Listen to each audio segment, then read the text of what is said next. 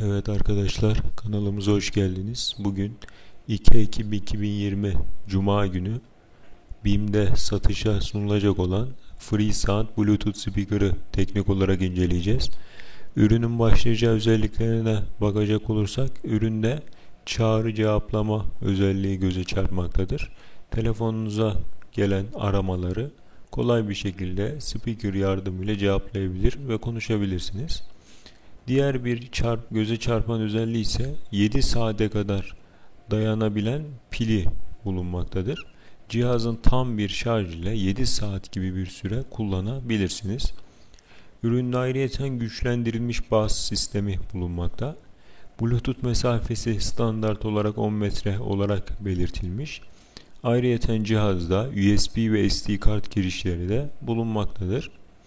Cihazın tasarımından söz edecek olursak, cihazda güçlendirilmiş kasa tasarımı mevcuttur. Darbelere karşı dayanıklı yapılmıştır. Cihaz kare şeklinde satışa sunulmuş. Siyah ve gri renk seçenekleri mevcut. Kenarlıkları demir gibi, çelik gibi gözükse de sert plastik olduğunu söyleyelim. Ürünün BİM'deki satış fiyatı 59.90'dan satışa sunuluyor. Ürünün internetteki ortalama fiyatlarına baktığımızda ise 79-85 lira arasında olduğunu söyleyebiliriz.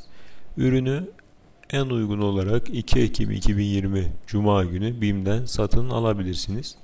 Ürünle ilgili detaylı sorularınızı yorumlara yazarsanız yardımcı oluruz. Kanalımıza abone olmayı unutmayınız.